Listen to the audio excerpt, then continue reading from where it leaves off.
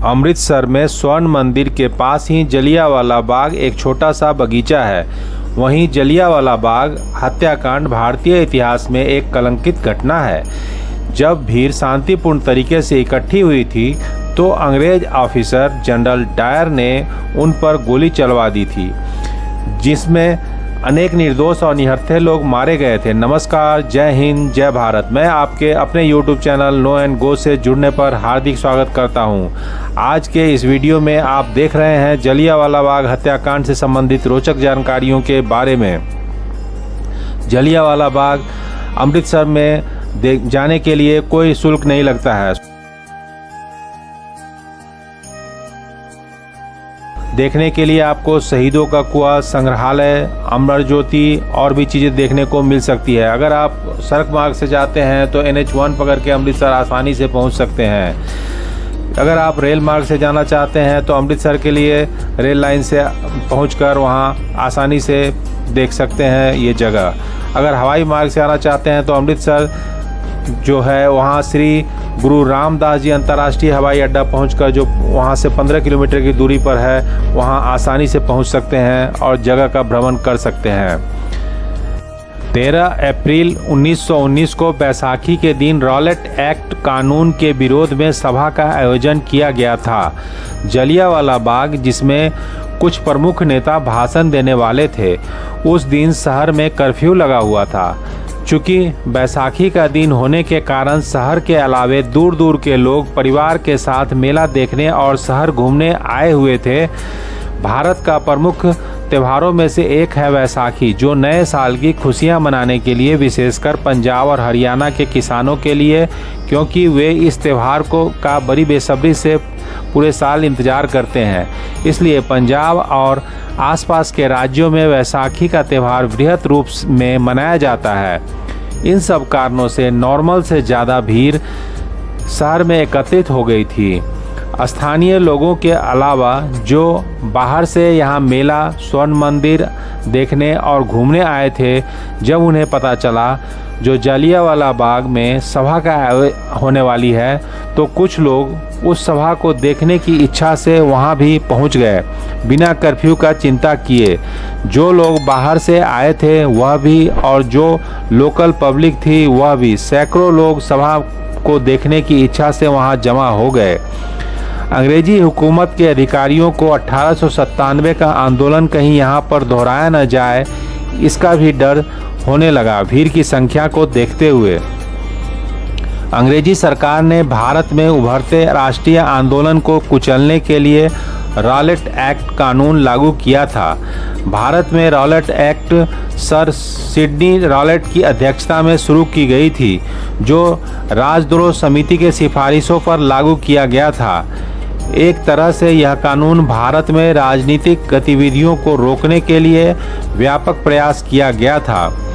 इस कानून के तहत भारतीयों को बिना मुकदमा चलाए 2 साल तक जेल में बंद रखा जा सकता था।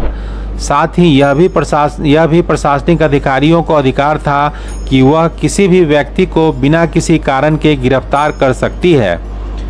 यही कारण था कि इन सब चीज़ों का ध्यान में रखकर उस समय के जो राजनीतिक व्यक्ति थे भारतीय, वह इस कानून का विरोध कर रहे थे। इस कानून का विरोध करने के लिए एक आम सभा का आयोजन किया गया था, जो सभा अमृतसर के जलियांवाला बाग में होना तय हुआ था। उस समय पंजाब अमृतसर में मार्शल लॉ लगा हुआ था। मार्शल लॉ में यह नियम था कि एक ही जगह पर 4 या 4 से अधिक लोग इकट्ठा नहीं हो सकते हैं, जिसमें इस कानून की देखरेख और सही से लागू करवाने के लिए अंग्रेज अफसर जनरल डायर सेना की एक टुकड़ी के साथ शहर में गश्त लगा रहे थे।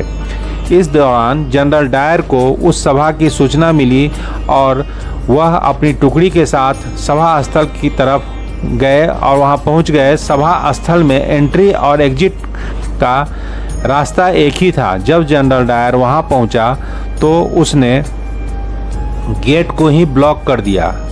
इसके बाद 30 सेकंड के भीतर ही वहां पर 10 से 15 हजार एकत्रित भीड़ पर उसने गोलियां चलवाने का आदेश दे दिया। लगभग 10 मिनट तक लगातार गोलियों की बौछार होती रही। इस 10 मिनट में 1650 राउंड गोलियां चली और उसमें काफ़ी लोग हताहत हुए।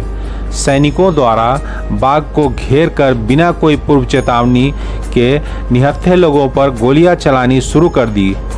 गोलियों से बचने के लिए अंदर में बड़े बुजुर्ग, महिलाएं और बच्चे सारे भागते हुए गोलियों का शिकार होते रहे। कुछ लोग जान बचाने के लिए मैदान में मौजूद एकमात्र कुएं में कूद गए। वहां भी उन्हें जान गंवानी पड़ी, पर देखते ही देखते वह कुआं भी लाशों से पट गया। इस कुएं को शहीदी कुआं कहा जाता है आज के समय में। जबकि जालियांवाला बाग में कुल 379 शहीदों की सूची है।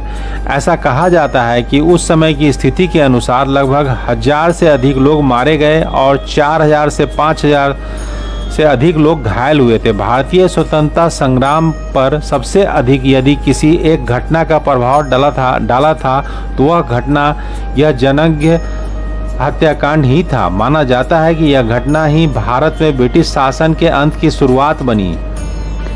इस बाग में एक स्मारक लॉ के रूप में बनाई गई है, उसमें शहीदों का नाम अंकित है। कुआं भी मौजूद है जिसमें लोग गोलीबारी से बचने के लिए कूद गए थे। जालियांवाला बाग में आज भी दीवारों पर गोलियों के निशान मौजूद हैं, जो ब्रिटिश सरकार द्वारा किए गए इस क्रूरता भरे कारनामे की याद दिलाता है। दोस्तों, आशा करता हूं आपको जालियांवाला बाग हत्याकांड से संबंधित रोचक जानकारियों पर आधारित ये वीडियो पसंद आई होगी। अगर वीडियो आपको पसंद आई होगी तो आप नोटिफिकेशन पहुंचे और आप मेरे नए वीडियो को देखने के लिए हमारे चैनल नो एंड गो के साथ जुड़ सके। तब तक वीडियो को यहाँ तक देखने के लिए बहुत बहुत धन्यवाद।